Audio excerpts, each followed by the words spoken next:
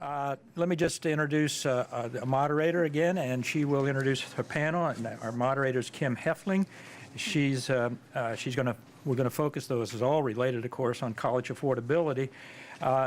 Ms. Heffling is a senior education writer at Political, a position she's held since 2015. Prior to joining Politico, she served as the national education writer for the Associated Press.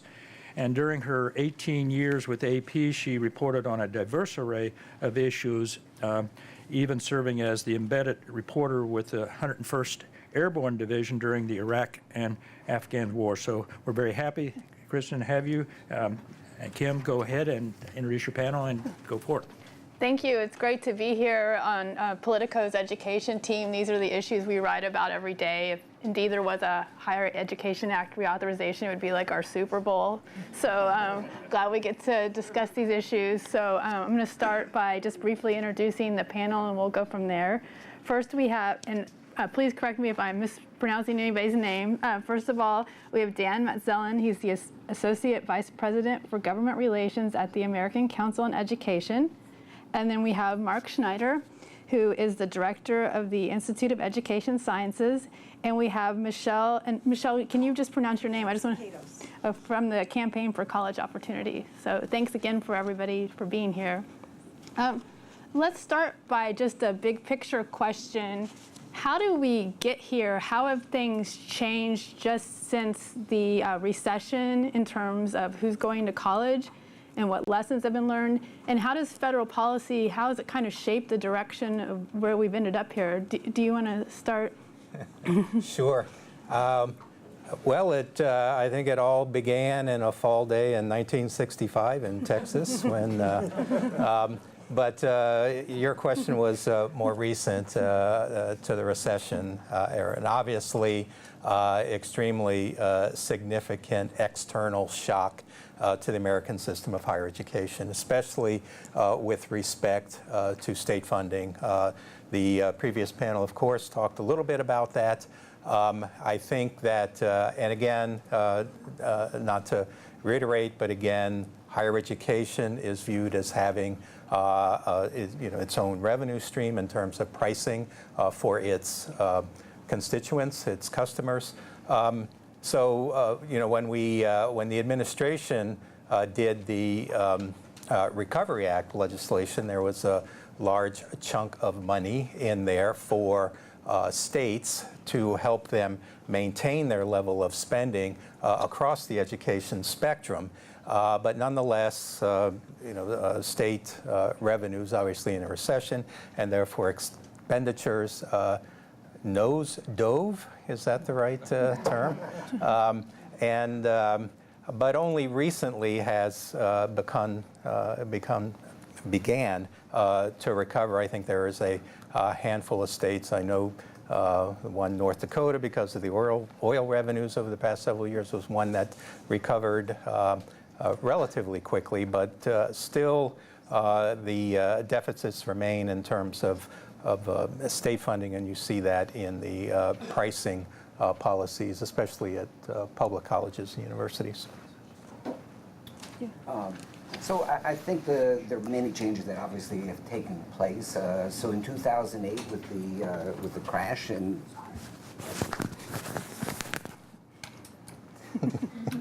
we want to hear Mark. Thank you. Now maybe you could hear me. Okay, so in 2008, the crash. And all of a sudden, employment became a really big issue. Like, what are students doing, or are they learning anything that will end up putting them into the job market? Will they have high-paying jobs, et cetera? And then the underemployment and unemployment of college graduates became a very common theme. This all had to do then with what's the return on investment for higher education. So we say at one level, well, higher education is the best investment that anybody can make. States believe this, students believe this. This is sort of one of the things that we've talked about. And in 2008, all of a sudden, well, maybe not so much. For like 10 years, program level data became incredibly important because it was the program level that all the variation was taking place at. Some degrees lead to employment and high wages, others don't. I think a lot of that pressure is changing because the economy is booming again, and 6.9 million unfilled jobs all of a sudden, and even sociology graduates could get a job. So there really are kinds of shifts that are going on. So maybe we'll again view affordability and, like, okay, instead of just thinking about how much college costs, we start thinking about the return on the investment. And that becomes a different kind of discussion. The other thing that I think is important is that someone mentioned that this is a $450 billion a year industry, of which the states and federal government put in tons of money. So it's not only, for me, it's not only the return on the investment to students, it's also the return on the investment to taxpayers that we have to measure and talk about. Thank you for using psychology majors, not journalism majors, which I've heard. Yes, which I've heard you use that journalism majors, I don't even talk about it anymore. There's so few of them, and they don't even register. Okay. Okay. All right. Well, that's another conversation for another day. But okay. Do you have some thoughts about how the landscape has changed since the recession, and just sort of how federal policy has shaped that, or part of that conversation? Well, I think the only thing I would add is that, clearly the recession really did force, obviously, skyrocketing tuition as state disinvestment in higher education happened across the country. But the one thing that the recession also proved is the value of a college degree. So people were unequally affected in our country, depending on whether they were well-educated or not well-educated. And the recovery also was unequal in its effects. So we saw that as jobs were created and people were getting the opportunity to be employed again, it was going predominantly to folks with a college education. So I think what you continue to see is a growing demand, and it's a demand for a good reason. Demand because it does protect and inoculate you in some way from the variations of any economy. And so I think it's important to just continue to remind folks that in spite of, I think a lot of rightful concerns around the cost of college, rightful concerns around inequality in access to college, college continues to be the biggest predictor of whether or not you can even sustain your family and pay your bills in this country.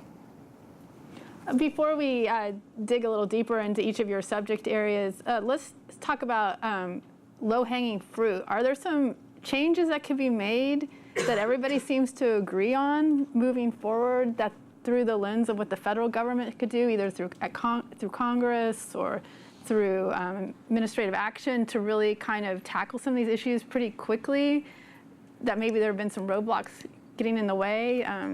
Do you want to start on that one, Michelle? Well, I think the College Transparency Act, which was mentioned earlier, is certainly a good bipartisan solution. My son plays soccer. I don't think he ever goes on the field without a game plan that his coach has put together. I don't understand how we can make good policy without having good data about our students and how to serve them better. And I think we need to find a solution. I think that's really a hopeful place. Clearly simplifying FAFSA and everything that has been done to strengthen and simplification. As an educated parent that just completed the FAFSA for my own son and still had to call a couple of people to figure out what to do the next step, it's still not obviously where we need it to be. Because if that was my experience, you can imagine what it is for folks that don't have somebody to call or for help. So simplification of FAFSA is critical. And I do think that, the Pell, when I went to college, has hardly changed in value at all. In fact, has nosedived in terms of what it covers and pays for. And so that's critical for low-income students. I think, I think college affordability, to me, I know that was a question you had posed when we prepared for this. College affordability to me is that we really believe in the value that every talented and hardworking American should be able to make their college dream possible, regardless of what amount of money is in their parents' bank account. And we don't have that today in America or in any state, as far as I'm concerned. So I spent most of my life worrying about data and trying to expand the data collections and the accuracy of data.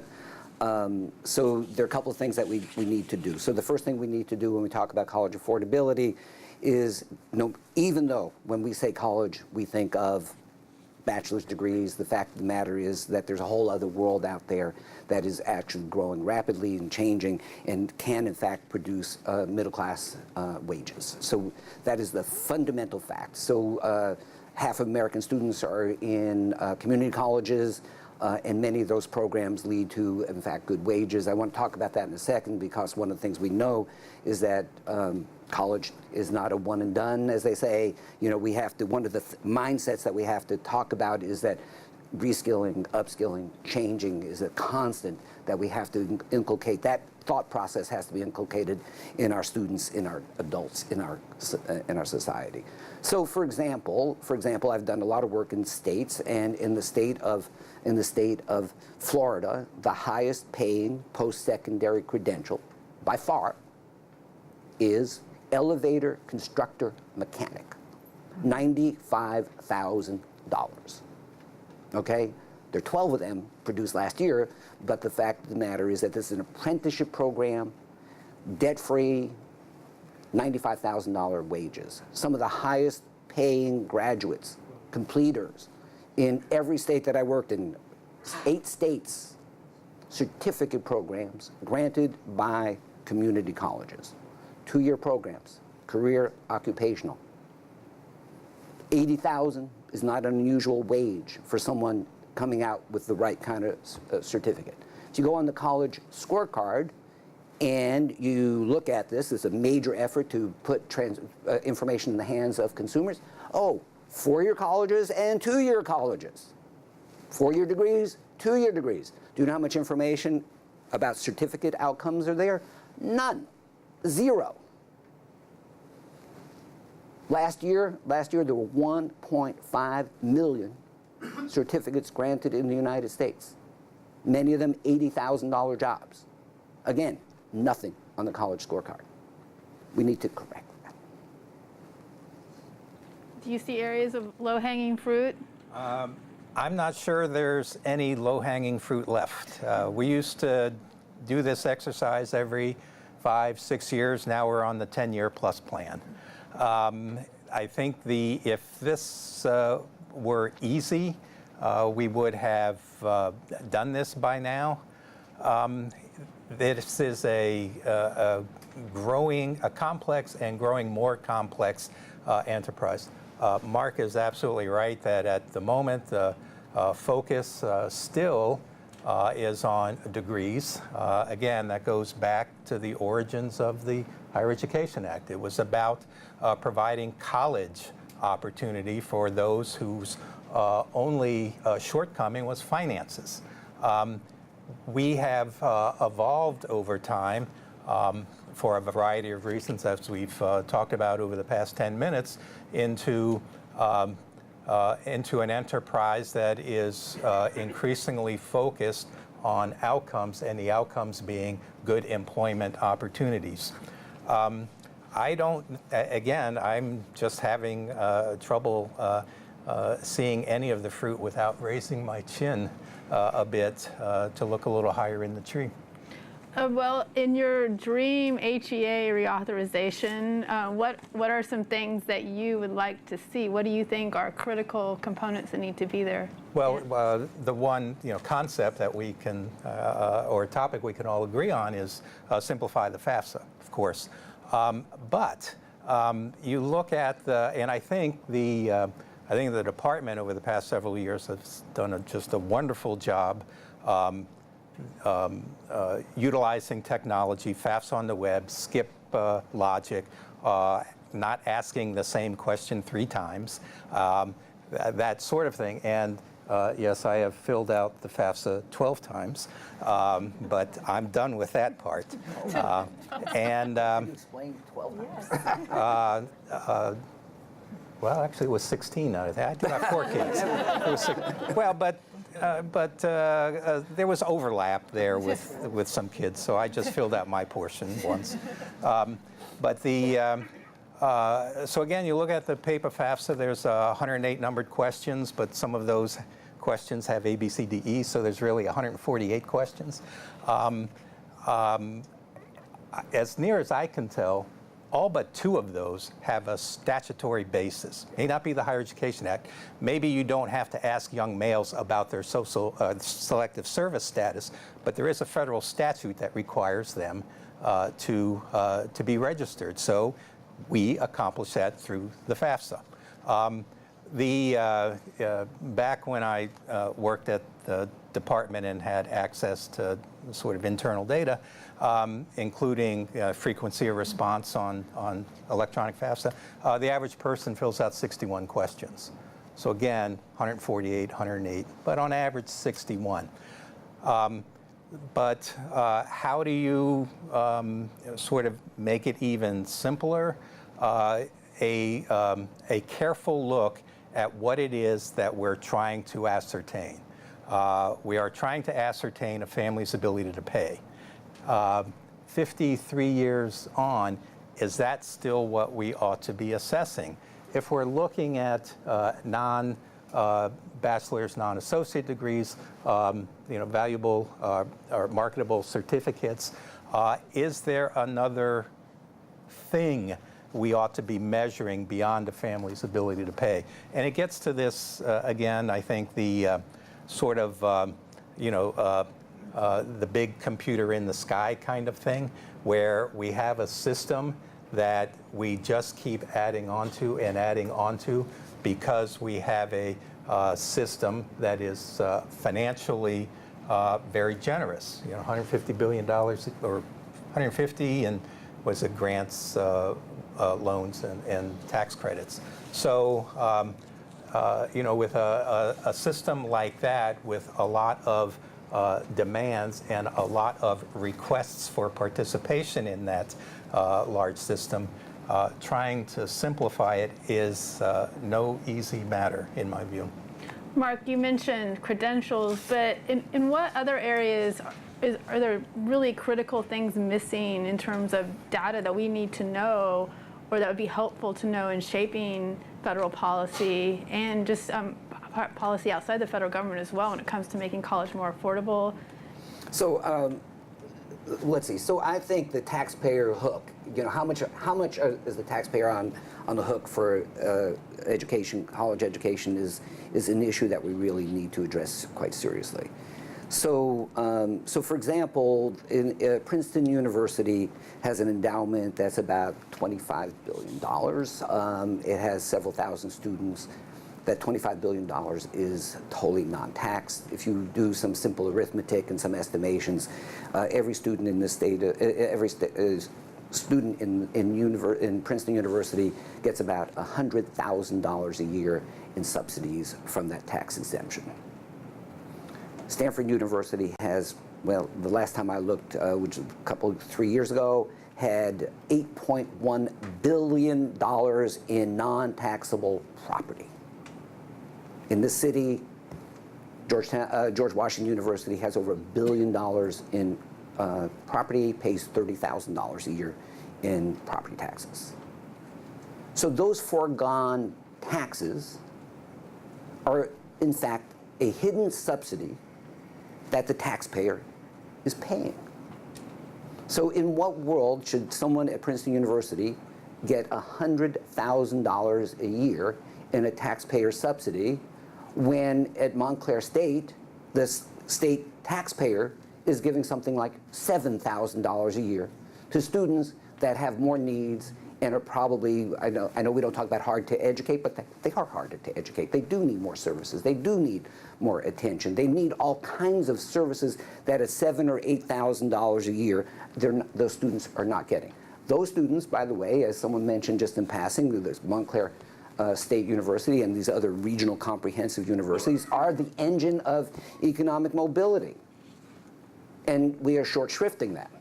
But again, in what world do we not have an accounting system that says, Princeton, you're getting $100,000 a year in taxpayer subsidies.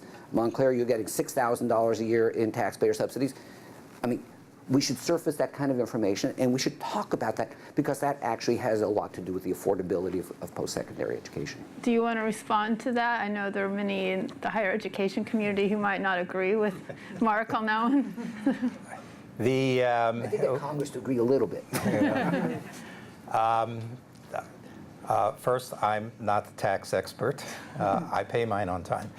But again, when you think about, and again, Mark mentions these elite private institutions with large endowments, and these are institutions that, yes, have an implicit subsidy, that is correct. But these are also institutions that have been around for how long now? Somewhere around, a couple of years ago, we came up with a list of the 10 largest U.S. firms in like 1880, 1890, and none of those firms are in existence today. And from the same time period, the 10 sort of largest, or by, I can't remember the precise measure, of universities that were in existence then in the U.S., and they're all still here. So is that good news or bad news? I think that's good news. I think that for, I'll just use a lowercase c, cultural reasons, that continuity of institutions, public and private, is valuable for the country. Let's switch gears here a little bit. Michelle, you've done a lot of work in California, which is considered a low tuition state. Are there some lessons that have been learned when it comes to working with students and addressing issues of college affordability in California? Well, I think there's a lot to praise about what California has done in terms of targeting aid to financially needy students through our Cal Grant program, which is very generous.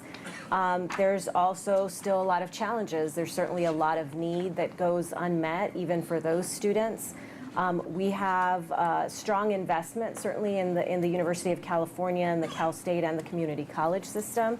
Most of the state funding goes to community colleges. There's 114 in our state. We have almost 3 million undergraduate students in California, and we give out billions of dollars in financial aid.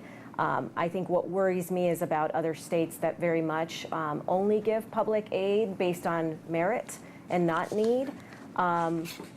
Even in California, however, there's a huge gap. Most of the financial aid is linked to tuition, and it goes to students that attend a UC or a Cal State, even though the majority of our undergrads go to community college. We have free community college already in our state for low-income students, and there's certainly, like in the nation, a movement to make community college free for everyone. My concern is you have limited public dollars. You're already not meeting financial need for needier students. And the proposal in our state, in California, for free college is essentially to subsidize upper income families who can't afford to go to college. So I have a lot of concerns about free college as being a solution when it doesn't account for the things that make college expensive. The things that make college expensive are books that you don't get aid to pay for, transportation that you don't get subsidized, housing, which in our state is in a lot of places, but especially in California, extremely high. So the full cost of college, I think, is what we need to tackle when we talk about college affordability and the reality of whether a student can make that college dream possible or not. How are the needs different for adult learners versus a traditional student? And are there ways that federal policies kind of been left behind, lost in that discussion, is too far behind the curve? Very far behind. I think we have a mindset that, students are, like my son, 18 and enrolling directly into a four-year university and have parents that can afford to pay for some portion of their tuition. And the reality is that the majority of American college students are older adults. They have other responsibilities. They're working, sometimes full-time, part-time. And certainly aid is not structured in that way. Aid is very much directed at the kind of traditional student I was when I went to college. And that's not what we need in today's economy. So certainly I think thinking about how do we invest in adults, how do we target support for them in a way that provides them the ability to really go to college. Do you two also have some thoughts about maybe how Washington, the federal policy, isn't really addressing some of the needs of adult learners? Well, I think from my perspective, the number one issue for adult learners is childcare. You can probably, if you're working, I mean, there are opportunities for night classes, that sort of thing, weekends. But again, if you have younger children, unless you're going to have them sit next to you in class auditing the class, you know, that's a significant hurdle. Do you have any thoughts on that one? Oh, you brought up the issue of free college. That Promise programs have become popular in many parts of the country. Should the federal government be doing something to encourage these programs or to support them? Michelle, do you want to remark? Do you want to comment on that? I think I think the Promise programs are really good when they're structured in partnership. So when they expand partnership and investments across K-12 with community colleges and with higher ed, I think that makes sense. I think Promise does communicate a really powerful thing, especially to first-generation students, that college is affordable. Sometimes the biggest obstacle is getting over people's sense that, especially with all the news coverage, that college is way too expensive. There's no way I can go to college. And so those things are powerful. But again, I think we really do need to ensure that we're talking about the full cost of college. I would add we need to talk about time to degree, because that adds to the cost of college. So it isn't just about access. And if free college is just about access, it is an incomplete promise. So I just want to pick up on that. Yes, so I agree, and I think this has been mentioned earlier, that we were, for a dozen years or more, we were focused on access without the concern for completion and success afterwards. So we need to communicate a much fuller image of what the college experience is, what the cost of college are, and ultimately what the returns are. So we can't go around and at the same time saying this is the best investment you're ever going to make and it has to be free, right? There's just some disconnect. There's just some disconnect there. Income share agreements and other kinds of structured loans are a reasonable way of thinking about how to change the balance and the risk for students. I think we need to think more carefully about that. But ultimately, we need to be able to communicate to students in a way, and it could be adult students, it could be traditional age students, it doesn't matter. We need to, two things. We need to be able to communicate the information about the returns on the investment, how long it will take for the payoff, for the investment to pay off. Part of that has to do with how long you're going to stay in college. Time to degree. Every year you spend in college, you're losing wages, you're paying out money. So we have to be much more mindful about how long it takes to get a degree. We have to streamline that process, and we have to be able to communicate that to students. And the other problem that we have is we actually are quite bad at actually communicating this information. I think of it as like the last mile problem, right? I mean, we could, and I've done this, right? I can calculate I've done this in like the state of Texas, incredible detail at every program in the state of Texas, what the return on the investment is, how many years it will take you to achieve a lifestyle that you want. I mean, we could do this. But how do we get that information into the hands of students? And that, to me, is and I've spent years and years trying to work on this. The scorecard is, the government's attempt to try to do this. The more interesting part of this is the commitment, the continuing commitment to make sure any data in the scorecard is downloadable so that, or API accessible, so that other companies, private, not-for-profit, could take those data and try to figure out a better interface that more students will understand. We have to communicate this information because students are making really consequential decisions with pretty bad information. Yeah, anything to add to this one?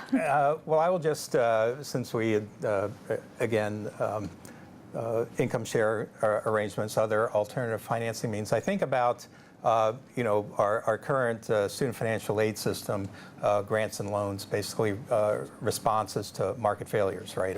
Originally back in 1965, and then later more expansive with student loans, where who's going to lend money to an 18-year-old with no job, no credit history, no cosigner? Well, the federal government will, because viewed as a market failure. So those were, I think, appropriate public policy responses. If we're talking now about, we don't have maybe not enough elevator construction specialists, or the Purdue model, is it still back a boiler? Is that what? Back a boiler. That, again, there's a differentiation based on degree type. Are those kind of addressing market failures? I mean, or is, again, I'm trying to think about the system we have that basically is a voucher type, where go get education, get training, and then save the world. But as opposed to incentivizing certain career paths for whatever reason. And I think if we're going to do that, I think that requires a lot of careful thought and consideration. A lot of careful thought. Can I add to that? Because my concern is that if you're only driven by what is hot right now, and then low-income students only have limited choices. So then all of a sudden, you're essentially tracking in higher education. We will lend you money or give you money for only particular careers, and guess who that impacts more? It doesn't impact upper-income families who can still choose to send their children to get a liberal arts education. And we can deride liberal arts educations all we want, but the last time I checked, most CEOs have a liberal arts degree. So do I, so I'm, especially fond of them. But I think that we have to be very careful, and the market shifts much faster than education training does. So we're going to open up for questions. Are there some people with some questions? And do we have a microphone, or? Oh. Can you state your name and your question? Yeah, I'm Mitzi Wertheim with the Naval Postgraduate School. And John Dewey was my godfather. So that's the way I look at education. I'm struck by the importance of telling stories so the general public can understand it. And I think you need to find a way to tell this story with a lot of visuals that show what's happened. And you need to hire folks, I guess, because they seem to not come out of the university system, that can do this. Maybe you should go to the Gates Foundation and see if you couldn't get money to find people that could tell this story for the benefit of the public. Does anybody have a question? Okay. Okay. Go ahead. A couple of specific questions and one very general one. Sorry, I'll take my chance. Ann Yeoman. I work in promoting upward mobility in a lot of ways. So my first question is that $100,000 from Princeton or some other highly endowed institution. Of course, what they would say is this is also supporting the physical plan and supporting the research, all this other kind of stuff. So in that context, I don't think we have a very good justification in some cases of why does higher education cost so much? Just like in healthcare, right? My second very specific question is if anybody has a comment on the new piece of the Carl Perkins reauthorization that it would allow savings accounts being developed for students. And my third one relates to the students who need more support. So that's really a K through 12 kind of question, and your comments on the articulation. Okay, sorry. Further back than K through 12, by the way. early childhood care, and it really matters. Yes. Which ought to be paid lots more. Well, anyway, different. Yes, I agree. But that's a different story. Do the three of you have some thoughts about this? So the high cost of education. We've been arguing about this for decades, right? The Bennett hypothesis is, for example, I mean, there's empirical evidence for it, but then there's empirical evidence not for it. The growth of administrators as compared to instruction, that's another. I mean, so there are many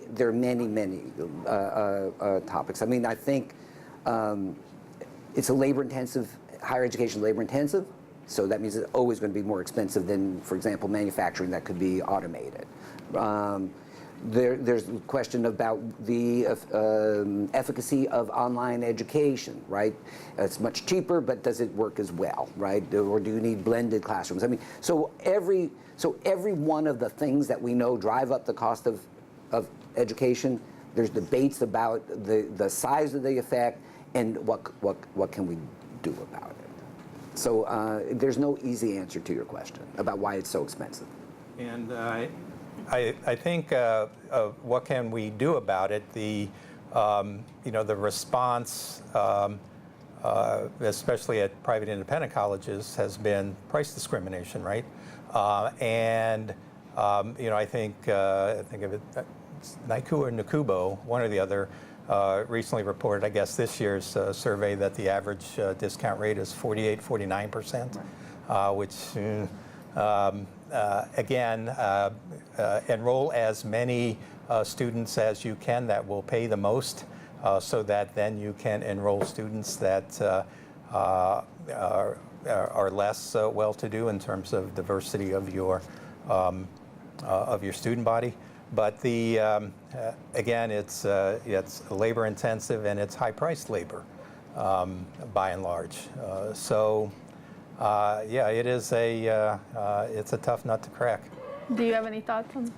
Well, I want to throw in that it is important for the federal government and state governments to step in around accountability in terms of our own public investment, right, and resources that go to institutions. And I think part of that has to be to ensure that there is value that a student is earning and getting, especially if they're taking on debt. What we find is that folks that are defaulting are typically folks that don't complete college, or they went to institutions that essentially were predatory in nature and didn't provide them with the kind of value or education that they deserved. And I think that's why, for me personally, it's very concerning, the rollback of many of the regulations and gainful employment, which was discussed earlier. I think students deserve to be protected. In California, several years ago, our student aid essentially has kicked out institutions that have high default rates and low graduation rates. And I think that is good. We have limited public dollars. I think we should ensure that institutions are serving our students, because there's a high cost to that. Do you have another question?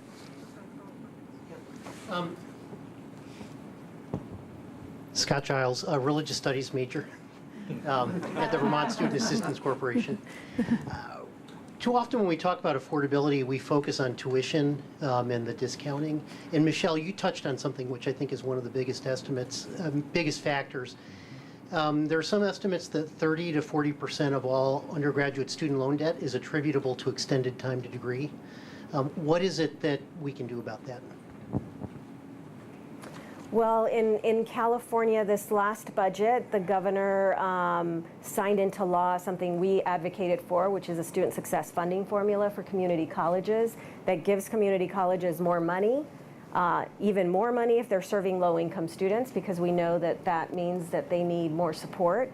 And then a portion of the funding formula for the first time ever will include performance, which means that improving your time to degree, improving certificates and transfer degrees, and other progress that we can measure.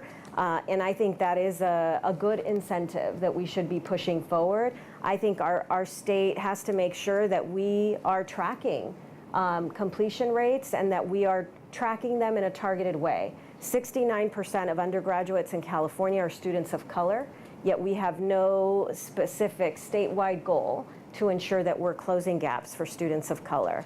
And again, without a goal, I'm not sure how we get there, especially when we know that those students are going to either provide a good future for our state or not. So I think making sure that we improve completion has to be at the core. Again, access is only half the promise. You know, the real celebration is whether folks earn a degree, a certificate, a credential of value, or that bachelor's. So we need to be tracking that. We need to be closing any gaps that exist for students of color. Yeah, I don't. I think there is a connection here with the, again, tying back to the federal financial aid system, where you know, a full-time student for Title IV purposes is 12 credits. You know, anyone can do the math, and 12 credits a semester is not going to get you, generally not going to get you out in 4 years. But